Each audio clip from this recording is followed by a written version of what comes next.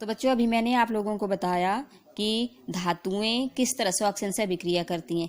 अब हम अधातुओं के बारे में पढ़ेंगे कि अधातुएं भी ऑक्सीजन के साथ किस तरह अभिक्रिया करती हैं। तो जैसे इसके लिए एक क्रियाकलाप पहले दिया है कि आपने क्या करना है, आपने एक उदहन चम्मच, जैसे यहाँ देखो बच्चे चित्र बना हुआ है, अगर आपके पास उदहन चम्मच नहीं है तो आपने किसी बॉटल का एक ढक्कन लेना और उस पर से तार बांध लेना और इसमें सल्फर डालना और इस सल्फर को आप लोगों ने गर्म करना है। ठीक है, इसका दहन करना, इसको जलाना है।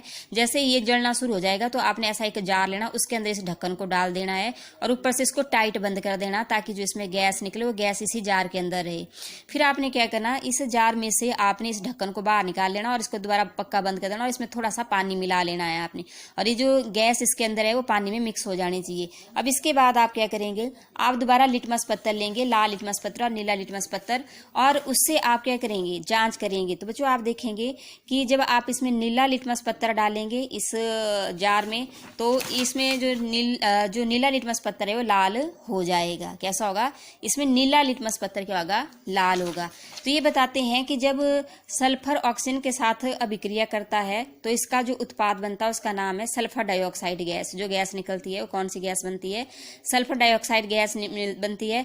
और जब इस सल्फर डाइऑक्साइड गैस में हम थोड़ा सा जल मिला देते हैं तो इसमें एक अम्ल निर्माण होता है जिसका नाम है सल्फ्यूरिक अम्ल। क्या नाम है बच्चों, इसका सल्फ्यूरस अम्ल है। और अभिक्रिया या नीचे इस प्रकार से दी है कि जब सल्फर डाइऑक्साइड और जल आपस में अभिक्रिया करते हैं तो सल्फ्यूरस अम्ल H2SO4 का निर्माण होता है। तो बच्चे यहाँ दिया कि सल्फ्यूरिक अम्ल नीले लिटमस पत्थर को क्या कर देता है, लाल कर देता है। और आपने फिर यहाँ ये लाइन याद रखनी, इस लाइन को अंडरलाइन भी करना कि सामान्य अधातुओं के ऑक्साइड क्या होते हैं, अम्लीय प्रकृति के होते हैं। जैसे पहले हमने पढ़ा कि धात्विक ऑक्साइड होते हैं क्षारकीय प्रकृति के, और अधातुओं के ऑक्साइड किस तरह के होते हैं, अम्लीय प्रकृति के होते हैं। और अधातुओं भी बच्चों अम्लों के साथ अभिक्रिया करके ऑक्साइड का निर्माण करती हैं। इसके बाद आप बच्चों, आपसे यहाँ कुछ इस सारणी को भरने के लिए बोला गया है कि आपने कुछ एक क्षारों के नाम लिखने और धातु लिखने कि उसमें कौन सी धातु प्रेजेंट है, और आगे अम्लों के नाम लिखने और उसमें कौन सा अधातु प्रेजेंट है वो लिखने। जैसे यहाँ लिखा है कैल्शियम हाइड्रोक्साइड। अब दूसरा बच्चों आप यहाँ लिख सकते हो सोडियम हाइड्रोक्साइड, सोडियम। और हाइड्रोक्साइड के लिए बच्चों मैंने यहाँ कॉमा कॉमा ही लगा दिए, ऊपर हाइड्रोक्साइड का ही हाइड्रोक्साइड नीचे, और इसमें कौन सी धातु है, सोडियम। कौन सी धातु है इसमें, सोडियम धातु है। ठीक है, उसी तरह से बच्चों एक अम्ल का नाम हम लिखते हैं। यहाँ मैं लिख रही हूँ नाम अम्ल का हाइड्रोक्लोरिक अम्ल। क्या कौन सा अम्ल, हाइड्रोक्लोरिक अम्ल, हाइड्रोक्लोरिक अम्ल। और इसमें बच्चों जो अधातु है उस अधातु का नाम है यहाँ क्लोरीन। क्या नाम है, क्लोरीन। तो इस तरह से आप इस सारणी में बहुत सारी और क्षारों के नाम लिख सकते हैं। ठीक है, और फिर यहाँ धातु का नाम, और इसी तरह से यहाँ अम्लों के नाम लिख सकते हैं, और यहाँ क्या लिख सकते हैं आप, अधातु का नाम लिख सकते हैं। ठीक है बच्चों, मैंने सिर्फ आपको एक ही नाम बताया इस सारणी में भरने के लिए। अब इसके बाद बच्चों हमारा जो दूसरा आता है, दूसरा हमारा जो रासायनिक गुणधर्म है वो जल के साथ अभिक्रिया, कि धातुएं जल के साथ कैसे अभिक्रिया करती हैं और अधातुएं जल के साथ कैसे अभिक्रिया करती हैं। तो बच्चों आप देखेंगे कि आइए देखें धातु और अधातु किस प्रकार जल से अभिक्रिया करते हैं। तो सबसे पहले बच्चों आपको दिया है सोडियम के बारे में। जो सोडियम धातु है बच्चों ये बहुत ही ज्यादा क्रियाशील धातु है। इस इतनी क्रियाशील है कि अगर आप इसको ऐसे खुले में हवा में छोड़ेंगे ना तो एकदम से आग पकड़ लेती है ये।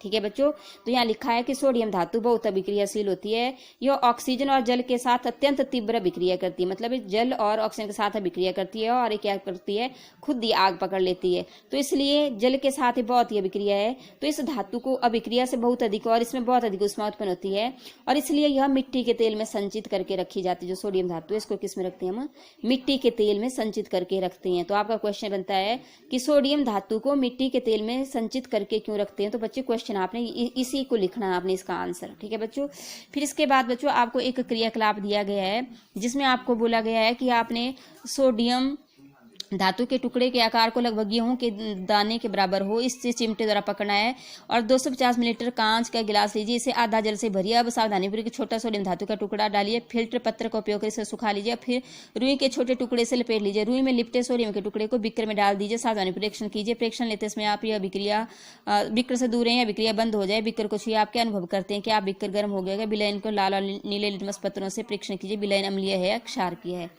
तो बच्चे आप लोगों को लग गया है यहाँ कि आपने क्या करना है, एक सोडियम का टुकड़ा लेना छोटा सा, उसको सुखा लेना पहले, फिर थोड़े से पानी में उसको डालना, पर अपने आप दूर खड़े हो जाना है। तो आप देखेंगे कि उसमें जब सोडियम को आपने डाला तो थोड़ी सी उसके बाद जब क्रिया बंद हो जाएगी तो आपने उस बिक्कर को हाथ से छूना है, तो आप देखेंगे कि बिक्कर गर्म हो गया होगा। तो इसका मतलब है उसमें क्या हुई, बहुत ज़्यादा उष्मा उत्पन्न हो गई जो सोडियम को पानी के साथ पानी में हमने रखा। उसी प्रकार आप देखोगे बच्चों कि जैसे कुछ और धातुएं हैं वो इतनी ज़्यादा विक्रियाशील नहीं है जितनी कि सोडियम है। आप देखोगे कि आयरन जल के साथ कहता है धीमी गति से विक्रिया करता है। अब इसके बाद आया बच्चों